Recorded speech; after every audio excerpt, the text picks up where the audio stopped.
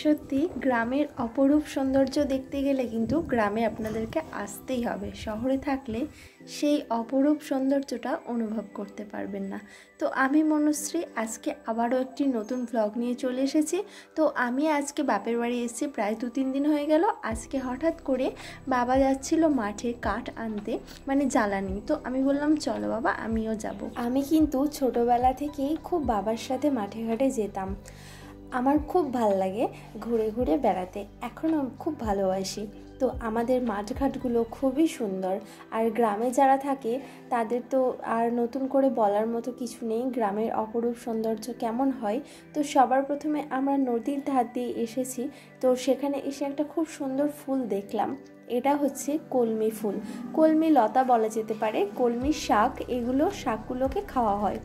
আর এই ফুলগুলো খুব সুন্দর সাদা এবং হালকা বেগুনি কালারের, আমার তো খুব ভালো লাগে।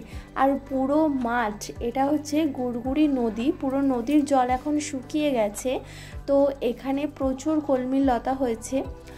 আমি এখানে কলমি শাক তুলে নিচ্ছি, ভাবলাম মাঠে যখন আসলাম একটু শাক তুলে নিই।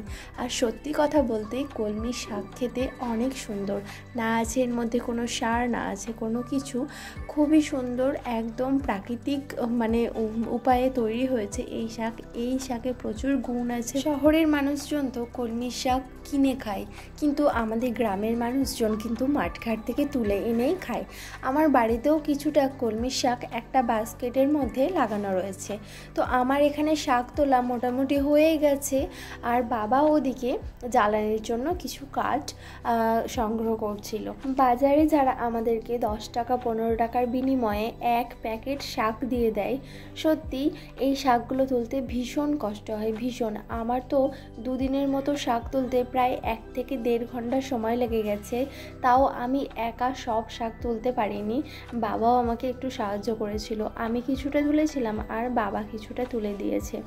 তো এখানে চারিদিকটা পুরো পানাতে ভর্তি, মানে পানা ফুল। এই জায়গাটায় আগে প্রচুর জল ছিল, পুরো জলে ভর্তি।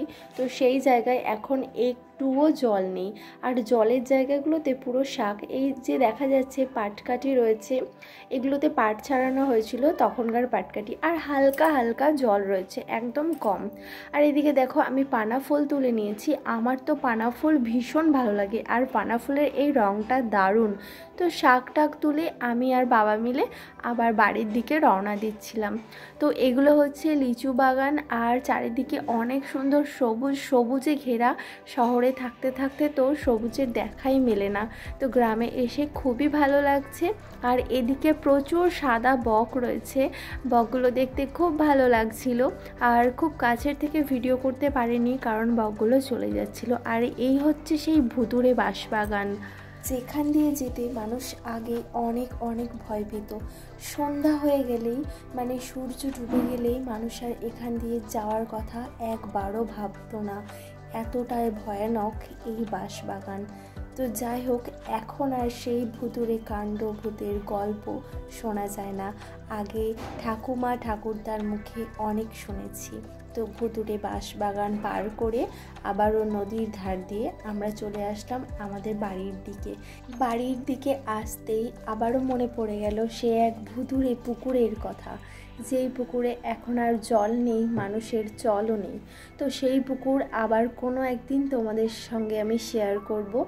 আজকের এই গ্রামের প্রাকৃতিক সৌন্দর্য তোমাদের কেমন লাগলো অবশ্যই কমেন্ট করে জানিয়ে যেও। আজকের মতো বিদায় নিচ্ছি, ধন্যবাদ, ভালো থেকো।